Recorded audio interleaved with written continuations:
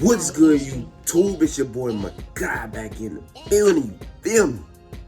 Now, today we have another recommended Larry Bird video today. You guys seem to love the Larry Bird videos. I love watching them. So if you guys love it, I love it. It's a win-win. Today's video is going to be the unique skills that made Larry Bird a GOAT candidate. So let's go ahead and look into it. We already know his resume. You know what I'm saying? He took, what, it was a 29-win team, and he turned him into a 62-win team, second-year championship, 3-time MVP. I think it was in a row. He was, I'm trying to think what else. Of course, he was the three-point contest champion. I know he had 3 rings. I think he had 2 or 3 rings. I forgot how many rings he had. But we know his resume. You know his resume. He was like that. Larry Bird, we all know the trash talking stories. We know all the stories about Larry Bird. So we're going to look at the unique skills that made him the GOAT. If you guys enjoyed I'm watching, please make sure you like, comment, and subscribe. We're trying to hit 2,000 subs. Recommend some videos you guys want me to see in the future. And let's go ahead and get into it. The first episodes of this series have been about big men because the game was built for their dominance back then. Less spacing and no three-pointer placed a premium on rim protection and on interior scoring. There were a few non-bigs who could hang with the Giants. Julius Erving's aerial wizardry earned him the MVP in 1981, and Oscar Robertson won the award in 1964 as a 6'5" guard. But you got a lot of other guards out there. You got Pistol Pete, you got Jerry West, you got, I'm trying to think of other guards out there. Of course, you got Oscar. Of course, you got Julius Erving. He's not a guard, but he's a smaller player. I think that's it to my knowledge. If you guys know any other guards back then, just let me know in the comment section. Larry Bird was like none of these players. He was something entirely unique that the basketball world had never seen before and hasn't seen since. You are watching what greatness is all about. Where's Larry Bird in all this? Has it blocked by Elijah Wan? Michael Jordan saves the day. This series tackles one question: who was the best at his best? We start at the ABA merger and go through the best multi-year stretches, examining the legends who provided the most on-court impact. We can go through this whole series because I think there's 12 players, but we go through this whole series if you want to. Just let me know in the comment section. Who I think who was the best at their best was Michael Jordan. Hands down, bro. Michael Jordan. These are the greatest peaks.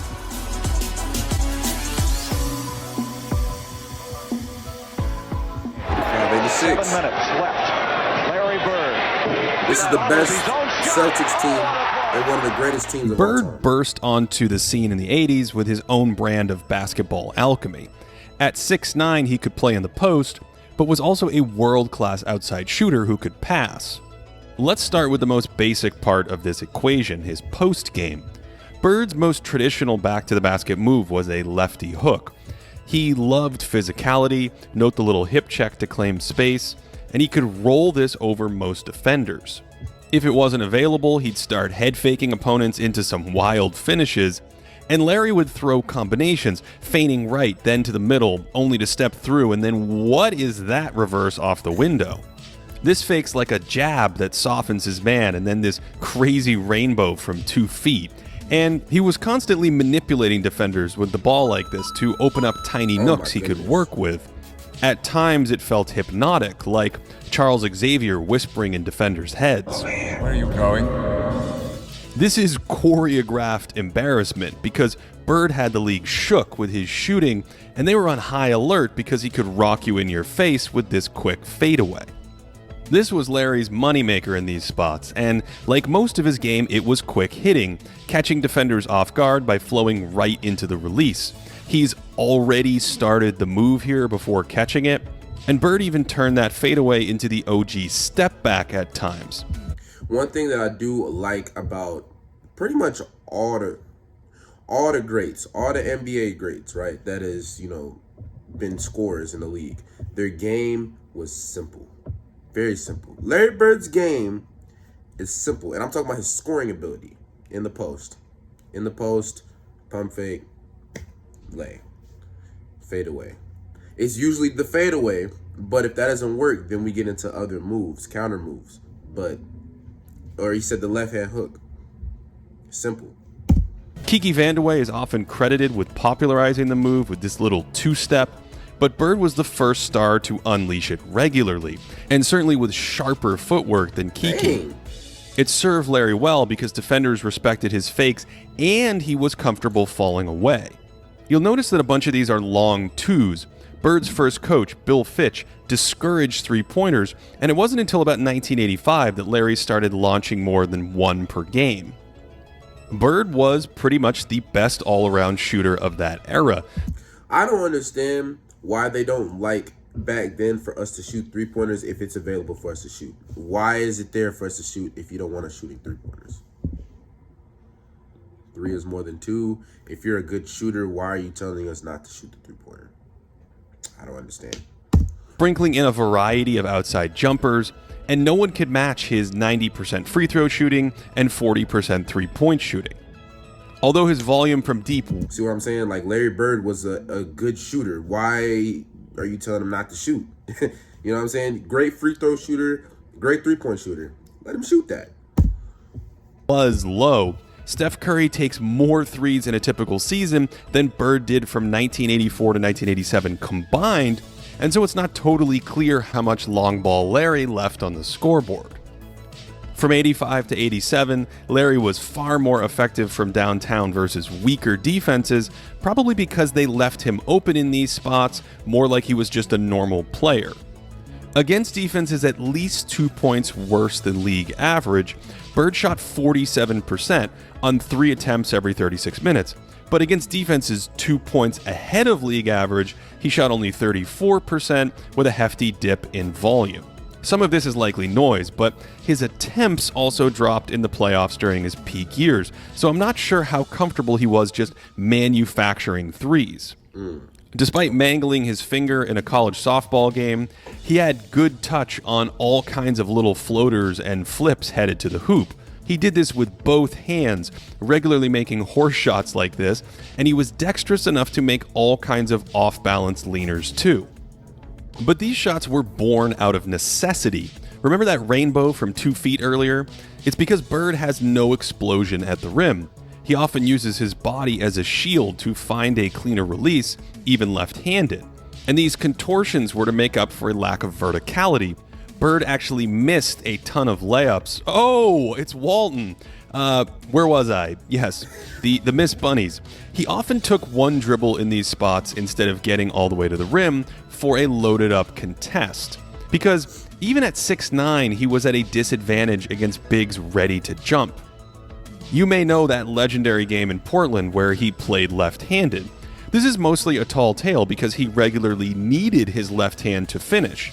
Here in the post, he's going southpaw for a cleaner look because he's carved out space to his left and can't explode at the rim or leap over defenders. This rim finishing is Bird's real glaring wart as a scorer, and his inability to finish into or through size and contact was a reason why his free throw rate was never great. The up fake frees him, but even against mediocre rim protection, he avoids contact to find a layup. Here he spins clear but resorts to a floater from point-blank range. At his apex, Bird was a huge regular season scorer, 28 points per 75, on true shooting percentage 7% ahead of the league. But his best 3-year stretch as a playoff scorer from 1984 to 1986 was closer to 24 points per 75 on plus 5% efficiency. We see a similar story in the regular season against stronger defenses, using those splits from earlier. His scoring dipped from nearly 27 points per 75 down to under 23 with a drop in efficiency. This is still good production, but the drop-off is on the larger side for high-end scorers, and I think it speaks to Bird's inability to generate easy shots against stronger defenses. What those numbers don't capture is his scoring flexibility, constantly moving without the basketball. Look at all these tricks to shed Bobby Jones, an all-time defender, and these cuts force attention that opens a post-up on one block and on the other, and the move is quick, and that's classic Bird. And that's one thing that I do admire about Larry Bird. When he passes the ball, keeps moving. He's relocating. He's going through screens. He's trying to relocate to get the ball back. He has the expectation of getting the ball back. Doesn't get it, it's cool, but usually when he passes the ball, he's relocating to get the ball back. His shooting means you have to chase him, and his post-game leads to denials, but then he countercuts, and that is a slick finish. And one. Bird was an expert at finding little cracks in the defense like this, not at layups, and you can see this perfectly in transition here. Bird likes to float to the wing for three, but as the ball turns the corner, Bird knows that brings help, and basket cuts right behind it, and of course he makes that nonsense. He relentlessly pursued advantages. Did you catch it? The ball is reversed, so he swings his leg across his defender to seal and go. A good passer hits him for a layup there, but that's okay because the attention allows a clear ISO touch for Robert Parrish. Bird's off-ball game lets him fit next to other great scorers who need the rock, like Kevin McHale, but it also helps him mesh with good passers who learn to see what Bird sees. Larry slows down here to keep his man outside of an empty paint, and Dennis Johnson turns that into a bunny. They had this read down, and it's possible because all these defenders are worried about Bird curling up for an open shot. This made helping off Bird difficult, and he parlayed that activity into fantastic offensive rebounding, rooting inside players when they were on the wrong side of him. He anticipated shots and would sneak into position. Look at that work to get inside someone else's man, and he was more comfortable finishing these after sealing off opponents. But for all of his movement and absurd shot making, there was another ingredient to Larry Bird's alchemy that transformed him into an offensive legend. It's one thing to fly off screens as a threat to shoot, but Bird supercharged his value by seamlessly audibling those to passes. He may have been the best passer on the move in NBA history, and that meant scoring routes turned into layups for teammates. Larry blurred shots into passes and punished defensive reactions to his movement like this. And he never stopped the ball. Even on a simple extra pass like this, he adds the screen because he's a step ahead. There's so much anticipation to his game. This is like a touch entry pass, already knowing Robert Parrish's right hand is the soft spot in the defense. Of course, that made him a touch pass master, and this means you have to know where pieces are before the ball arrives. He knows Parrish is the mark the whole way down the court. He might be, I don't want to say he might be a better passer than Magic Johnson, but they're very close. Like, you know, I'm seeing Bird do things that I've never seen Magic do. Like, he's not, look, Magic is a great passer, but Bird, he might be better. I don't know yet. Obviously, this vision made Bird deadly in transition before defenses were set. And the reason why I say that is because, you know, the meta, me personally, I thought Magic was the best passer. So if Larry Bird surpasses Magic, in my book, then Larry Bird is the greatest passer of all time. That's why I said that. Too good, says Don Nelson. Any teammates willing to run with Bird benefited from his attention, and the delivery on some of these passes would make UPS jealous. This clip's blurry, but you can still see the whole package, patiently waiting for a cutter to fill the lane, holding the defense by looking away, then snapping a strike to the streaking Walton. We've discussed Bird's manipulation of defenders with the ball, but his go-to trick was the shot pass, where he drew coverage and created better passing angles. Pick and roll wasn't a big part of his game then, but he ran it more in 86 and 87, and that ball fake was so good it distracted McHale too. In the half court, Larry's on-ball passing typically stemmed from his back-to-the-basket game. He welcomed double teams in these spots and could skip it over defensive rotations, or he would just gut teams who weren't disciplined about doubling off cutters. When he had a step, he could make tight laydown passes with the best of them, drawing defenders in for a shot pass and knowing where his teammate would be. And not to mention he's 6'10", 6'9", so he's able to look over the defense and to see what's going on. He's able to do that all the time. Bird wasn't a perfect passer. Besides some limitations off the bounce, he could be a bit out of sync on his entry passes at times. Like many greats, he took all kinds of chances and was too aggressive on some of them, and every once in a while he'd miss an advanced layup pass. He probably had Danny Ainge there, and coming down on this fast break, the first look is open, but of course Bird is so good he sends it home anyway. Finally, the man was the best outlet passer I've ever seen. And you know what? Hands down, I'm give Larry Bird that. He's the best full court passer. He can pass from inbound, pass from rebounding. He got that. He got that. These weren't simply about starting fast breaks. They spawned layups out of thin air. Bird was always thinking about the next possession as the ball went through the net and how to exploit a defense's backline. Ainge is closing to the corner here, and Bird still thinks to instantly look for him on a fly pattern after this make. That's just absurd. All of this made him the second best playmaker of the 1980s. We'll get to the best in the next episode, making life easier for his teammates in a variety of ways. He even turned loose balls into easy points, ready to drop dimes from his back when he dove on the floor. And all of this helped drive Boston's offense to elite heights.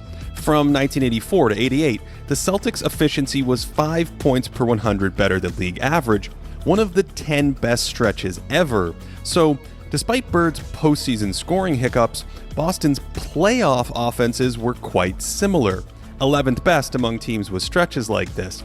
Even with Kevin McHale out for over 30 games from 1986 to 88, Boston's offense was 6 points ahead of the league, behind Bird and company, evidence of his colossal impact.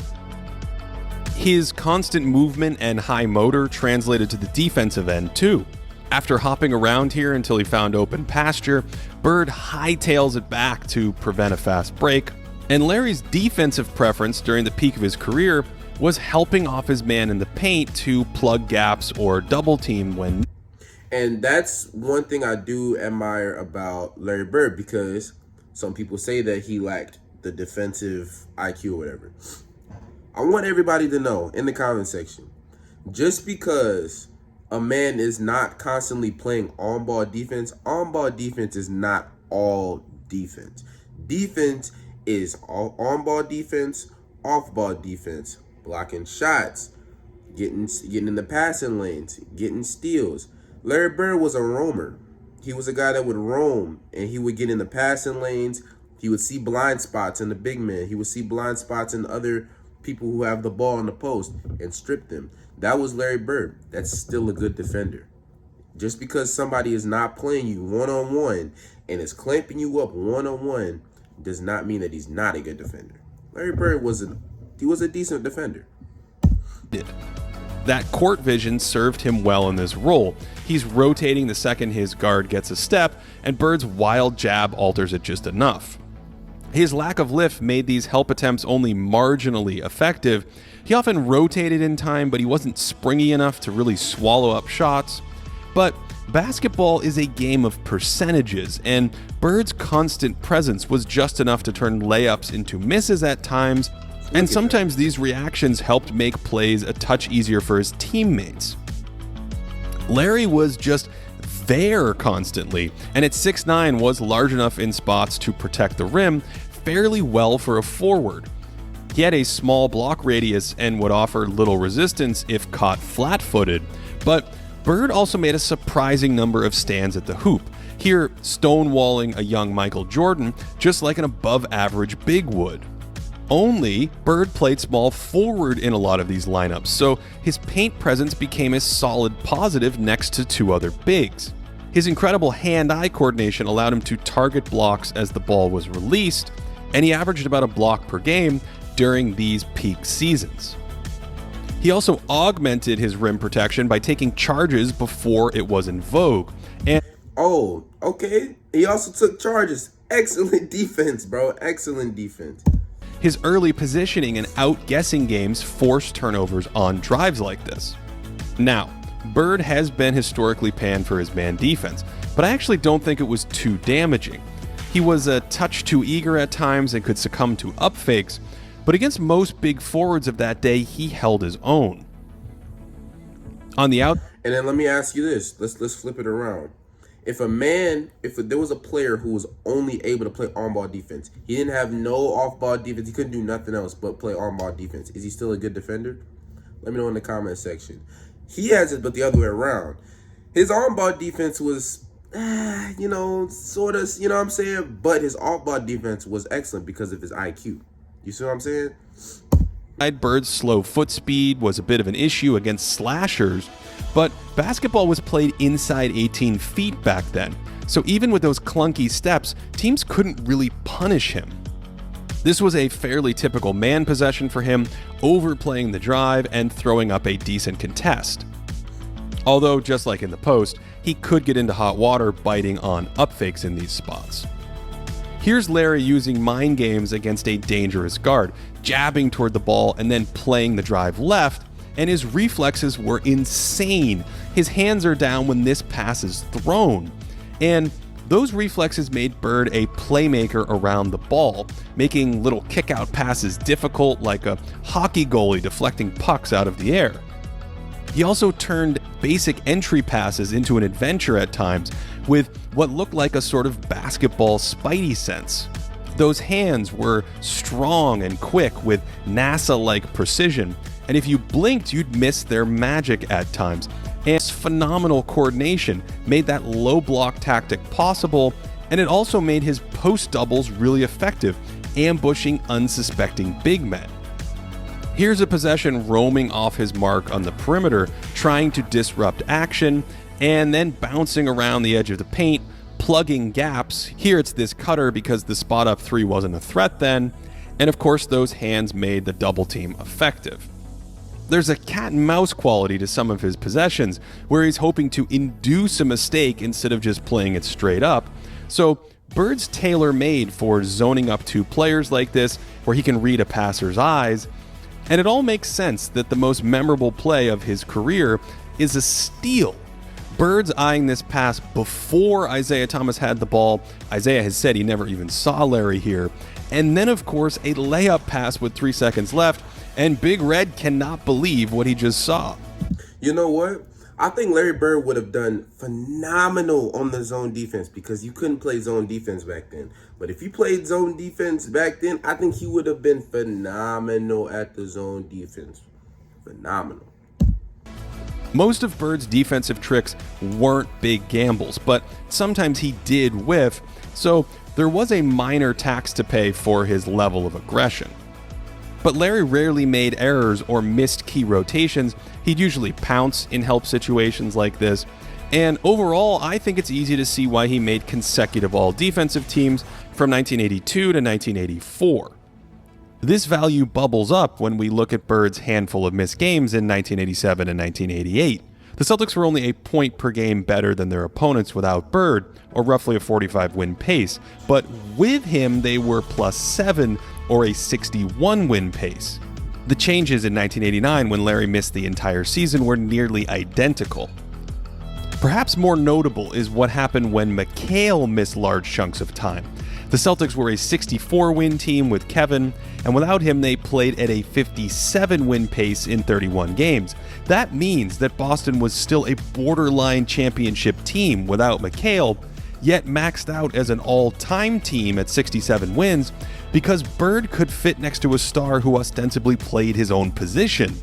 That's incredibly impressive to me, and evidence that he's one of the most scalable players ever, able to fit next to a variety of high-end talent. Our historical all-in-one metrics are quite high on his peak, especially this version of box plus minus that's more sensitive to his playmaking impact.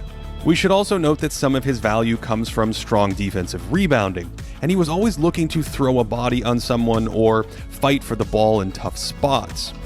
Although this style did take a toll, and playing too many minutes meant he always risked wearing down during deep playoff runs. Larry's body did ultimately break down at 31, but before then, he reimagined what basketball could be. There still hasn't been anyone like him since. And while his defense wasn't always pretty, activity and anticipation made it fairly effective for his time. Sure, slightly better scoring would have put him in his own class on offense, but even without that, Larry Bird is one of the 5 greatest offensive players of all time. For more historical content and I agree. I definitely agree. 5 best offensive players of all time and one of the best players of all time, top 5.